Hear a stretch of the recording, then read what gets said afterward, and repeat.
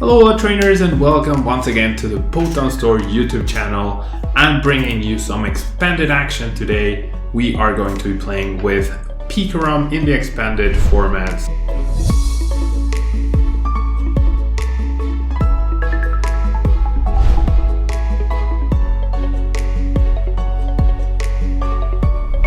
It's been a pretty dominant deck in the latest online tournaments, and we have the Thunder Bodies package or bundle over at the PoTown Store, where you can build this deck very easily. Pikarom is a very powerful tag team with 240 HP. It's not as impressive as something like 340 from Eternatus VMAX, but it's still pretty good, and in expanded VMAXs aren't as popular, so 240 definitely does the trick. And the main attraction here is the full blitz attack, doing 150 damage and attaching 3 lightning energy cards to one of your Pokemon of your choice is very powerful. It allows you to have a backup Pikarom immediately. It gets energy into play for other Pokemon such as Vikavolt V, and then we can power ourselves up to use Tack Bolt GX, doing 200 damage to the active, and if we have 3 extra lightning energy attached to Pikarom, coincidentally the 3 from Full Blitz, you can actually do 170 damage to the bench. Now Pikarom is such a big threat in the metagame right now that a lot of decks are playing either Mr. Mime or Mew with the Bench Barrier's ability to prevent the Tack Bolt from doing that extra damage. Now, combining with Pikarom, the main course here will be Vikavolt V. The Paralyzing Bolt attack does 50 damage, and during your opponent's next turn they can't play any item cards from their hand. This slows down the game quite a bit, and it's super important, especially against some matchups such as stall decks, which are very popular in expanded, because then they can't play any of their disruption trainers and you are free to disrupt them from their whole game and basically eliminate their game plan, right? And in expanded there are so many broken item cards such as Battle Compressor and Ultra Ball and Trainer's Mail that we play ourselves, but now we want to stop our opponent from playing them too. And also we have the Super Zap Cannon, which for 3 energies does 190 damage. You do discard 2 energy from this Pokemon, but usually V will go down after a hit, so it's actually not too bad. Now, supporting Pikarom and Vikavolt, we have of course our Tapu Koko Prism Star. The Dance of the Ancients ability allows us to attach energy for lightning energy from the discard pile to 2 of our Pokemon. This card is incredibly good and helps us power up faster to get that turn 1 attack that we want. We also have Marshadow GX, its ability Shadow Hunt. It might remind you of Mewtwo. It can copy any attacks of any basic Pokemon from your discard pile, so not any GX, actually any basic Pokemon, right? So it can copy Pikarom, it can copy Vikavolt. It can even copy Clefairy, right? Clefairy with the Metronome attack, you choose one of your opponent's active Pokemon attacks and use it as this attack. So Clefairy, being Fairy type, is really good against something like Garchomp Giratina, right? Or Naganadel Guzzlord, or even ADP if you can power it up.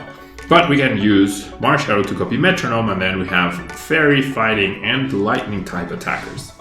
Now we have Electros because there is a pesky Vileplume deck that plays a Vileplume that doesn't let you attack it with basic Pokemon. So we have Electros, which even though we don't have the full evolution line, its ability Electric Swamp, as long as you have 4 lightning energy cards in play, you can play this Pokemon onto your bench as if it were a basic, and you can move any number of lightning energy from your other Pokemon to this Pokemon. So really cool ability. You get a stage 2 in play immediately, and then you don't have to worry about anything else regarding your opponent, which is awesome. We have Crobat B, Dedenne, and Tapulele GX for support, and finally we have Sudowoodo. Your Roadblock ability is super important against decks like Zoroark or Eternatus to stop them from having a huge bench and wrecking you. This single card immediately disrupts your opponents by letting them only have 4 bench Pokemon rather than 5, or in the case of Eternatus and Skyfield decks, 8. Now, supporters wise, it's very straightforward. We have 3 Research, 1 N, and 2 Guzma. Obviously the Research could be Professor Juniper, Professor Sycamore, or Professor Magnolia. That's up to you. But I'm just using Research because that's what I added. The N is really useful to disrupt your opponent's hand and also get shuffle draw yourself and preventing some deck out scenarios. And Guzma allows us to target whatever we need to whilst switching our active so that we can combat special conditions if we need to.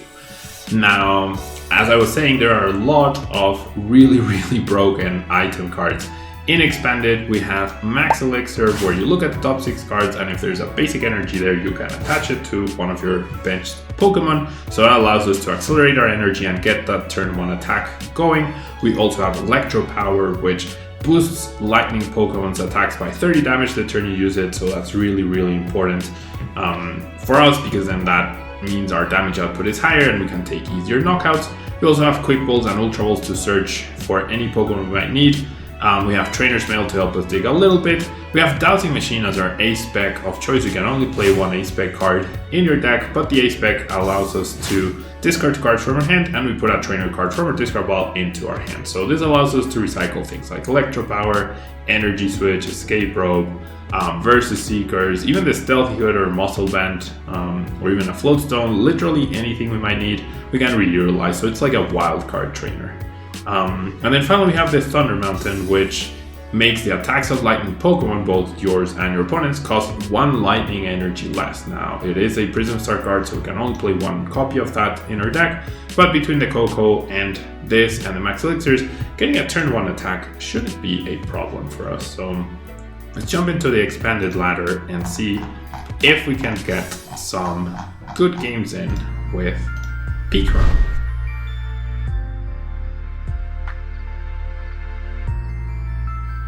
See if we can get some good games with Pikarom. I love Pikarom. Since it came out, it's given me, when it came out, it gave me so much success, gave me so many championship points, and got me top 4 at the biggest regional at the time of that season. And it won me a travel award for NAIC and won me the Day 2 travel award for Worlds, essentially. So I'm very grateful to Pikarom, even though I've been trying to use it lately in Standard in the online scene and it hasn't been doing too hot for me, but I still really like the card and it holds a special place in my heart for sure. Okay, we're up against Archie's Toys, who is apparently having a hard time deciding who goes first. They do ultimately decide that I should go first, and that means no turn 1 item lock or no turn 1 full blitz, but that's alright. Alright. Oh, it's a Togekiss deck, so right off the bat we have a big advantage. My hand is dead, so I'm just gonna go ahead and Daddy change all of this. I don't foresee myself needing Electros, right? I also don't foresee myself needing the Muscle Band. I think I will attach to the Clefairy so that I have a guaranteed retreat next turn.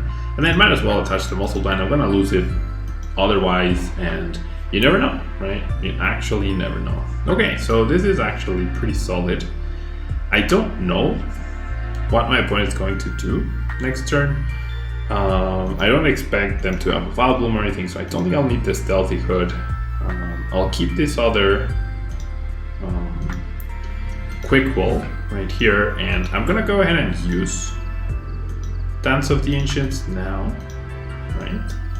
Because they might play something like Silent Lab, and I don't want my ability to be stopped. Now, because of the Silent Lab as well, I think I might as well just use Crobat as well to replenish my hand, get more resources, and then we'll call it a day.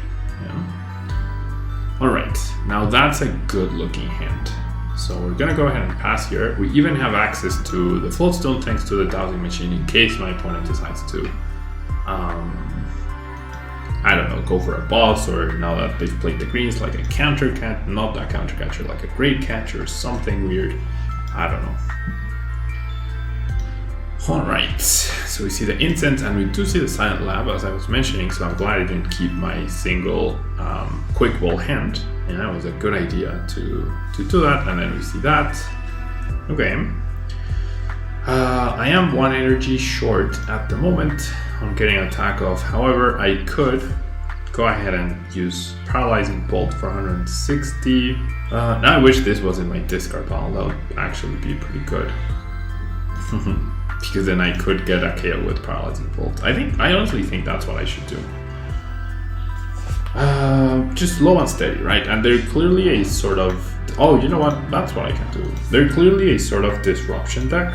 So I think this is fine. And then I can just do this, right? And get back the Electropower, use it again. And now I'm doing 110 damage times 2 for weakness.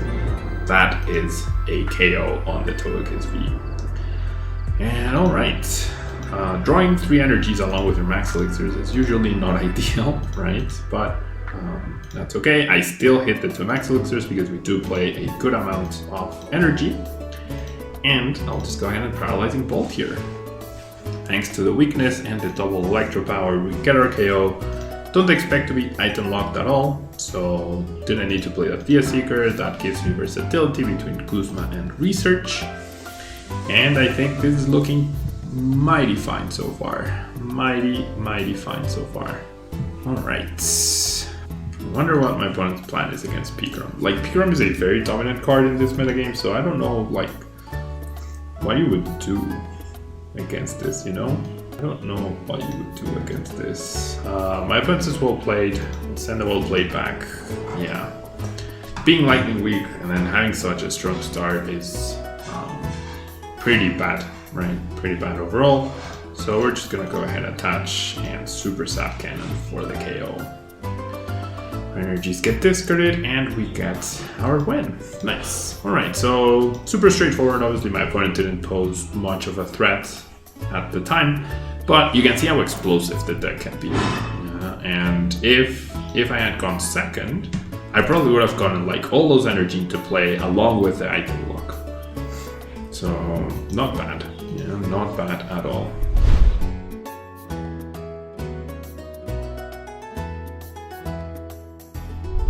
So let's find another match, see what we go up against. That Dragon deck box might mean something like Archon Giratina, which would be very different and very welcome for sure. So my opponent won the coin flip once again, deciding, and yeah, in Expanded I'm pretty sure it's always good to go second. Oh, this hand though.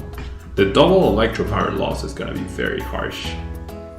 That's gonna be really, really harsh. Okay, we're up against probably Dragapult, I would imagine. This is not a great hand. I think I'm just gonna do this. I'm gonna start with the item lock. And I don't fancy my chance of getting a Pikarom attacking next turn. So I'm gonna leave it like this. Yeah, that way, hopefully my opponent isn't tempted to end me.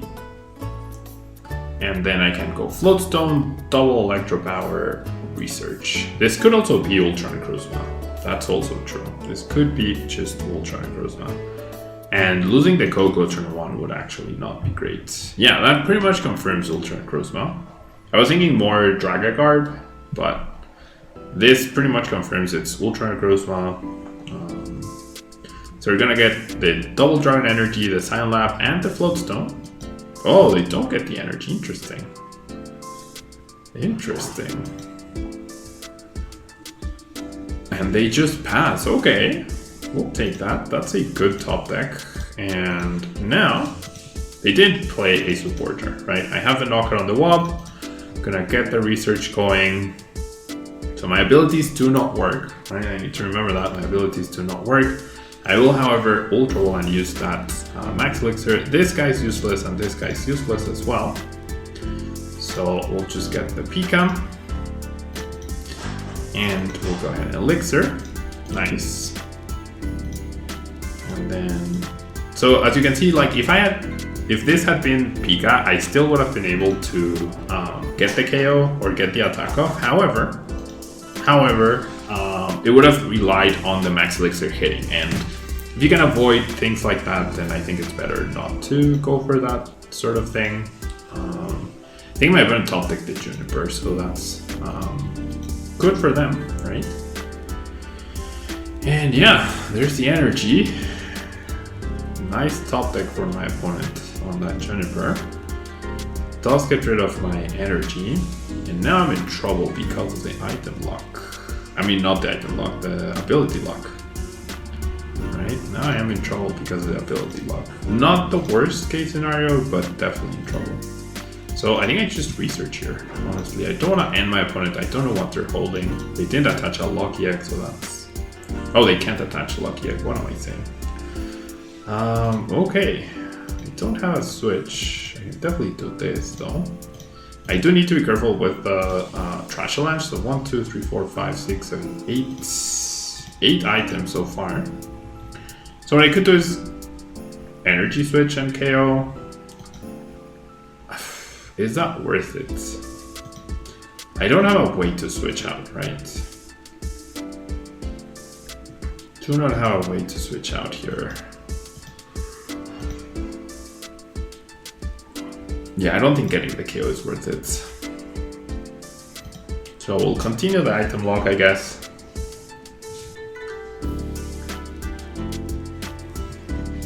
And then we see another Juniper. Okay, so now my next plan is to go KO on this and power myself up, I guess. Maybe not, actually. We'll see. Definitely ending though. Definitely going to use N right here. I honestly might just get a quick roll with the dowsing machine so I can get another Pikarom set up. I think that's what I need to do. I'll keep the escape rope available just in case. Alright. So we'll see if my opponent gets like something good off of this N2-4, right? Realistically, they only need energy, but... Alright, so let's go... Let's play the Elixir. And now we go full blitz.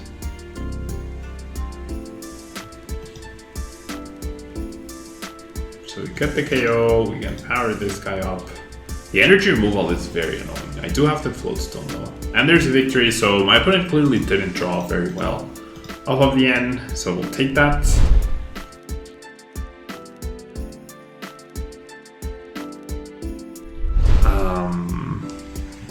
Pretty much, I forgot my train of thought. Like they were down quite a few resources, right? And so they would need each double dragon to put in the work, essentially. Okay, so I am going second now. None of these are good starters. My opponent chose to go second, however, chose to go first, which is interesting. And they're starting a Cramorant. With a grass, with a Fighting Fury belt. Okay, so, wait, what? I generally do not know what we are up against. Okay, so sure, I'll keep the muscle band. That works. Okay, I honestly think my best bet to getting an attack off here is probably researching. This gives me an energy in the discard pile and still gives me flexibility, right? Okay, so now, I have, in theory, access to the Cocoa Prism Star, which is here. Okay, that's good. That is definitely good.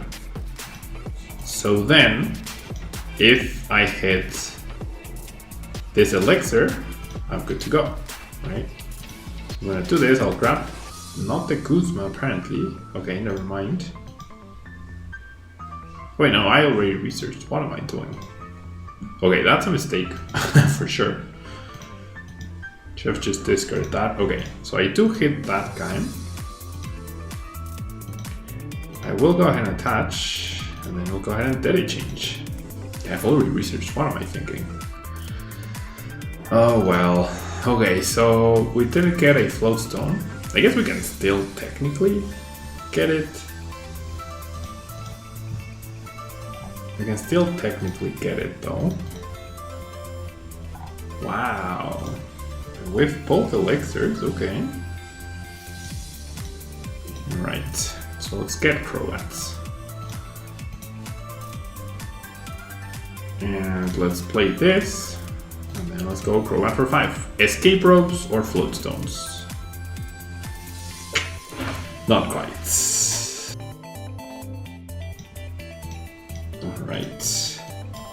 I mean, it's not the end of the world, but it would have been nice to take 2 prizes or 1 prize, right? Definitely would have been nice. Okay, so now we'll pass.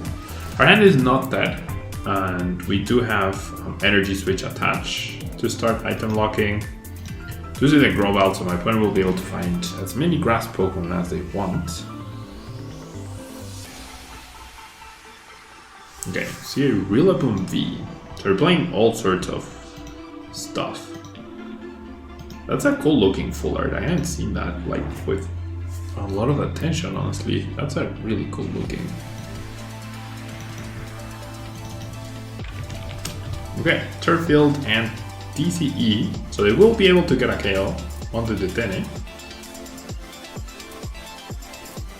Alright, so they're actually ahead to prizes already. Alright, so I'm gonna go ahead and do this. I'm gonna go ahead and do this. And like by doing that, I still give myself the option to yeah, benching that lately was so dumb. I'm sorry about that. That still gives me the option to go Float and Retreat KO. With the Dull Electropower, that's 220, but this guy has 240, so not quite. Okay, I get the Full Stone, so I think it's just better to pressure. You know, just get the KO and apply as much pressure as you can. The item lock doesn't seem like it would get me too far. Okay, I'm definitely not threatened though. I am absolutely not threatened. However, the Tack Bolt, however scary a Tack Bolt is, it's never enough to 1KO a Tack team. I mean a VMAX, so... Well, now with that, maybe. I would have needed just 1 more Electropower, but I am down 1, so... I would have needed to find my last Electropower. In 13 cards, it's not impossible, I guess. Not impossible. 1, 2, 3, 4, 5, 6, 7, 8 energy so far, with 1 more there. And another detect. That means I still have 2 energy priced. I have Guzma to chase Grookey. My opponent's deck doesn't. Okay, he does play that, so he should always be playing, choosing to go second with that. Alright, so I can Tack Bolt KO this guy. And then all I need, like with back-to-back Kuzmas, I win. I think I should go Tack Bolt KO the Rowlet Executor. That also slows him down quite a bit, right? That also slows him down quite a bit. So we'll do that. And then we'll go Tack Bolt. Another way to do this could have been just Escape Rope. He brings up probably one of the Grookies, right? And then I'd be at 3 prizes instead of 1, so an end to 1 wouldn't be as devastating. I also would have the Guzma still left, so questionable play now on my end. Yeah, like to maximize my chance of winning, that was definitely the suboptimal way to go for it. To go about it, rather. That was definitely the suboptimal way to go about it. Alright, I see Turffield Stadium. My opponent not giving up though, so props to them. We see an Evo Soda. One to Thwacky. I've mentioned quite a few times, I generally thought originally Thwacky was a pet name for the Pokemon rather than the actual name, because I hadn't paid attention on my Sword and Shield playthrough. Alright. What does this do again? You heal, you discard a special energy. Alright. So now all we need to do is go via Seeker Guzma, bring up this guy, attach the energy, and super Sap Cannon for the game. Alright, so straightforward. I think this was a good showcase of how explosive Pikarom can be, right? I did miss the Escape Ropes and the Floatstone in that turn 1, but it could have been like a really broken turn, right? Despite my silly mistake of thinking I hadn't played a supporter when the first thing I did was research. So yeah, that will be all for Pikarom. I hope you learned something in this video. Definitely subscribe to our PoTown channel so that you can catch more videos on really cool and fun decks like this one. And that will be all. Thanks so much, trainers, and until next time. Bye.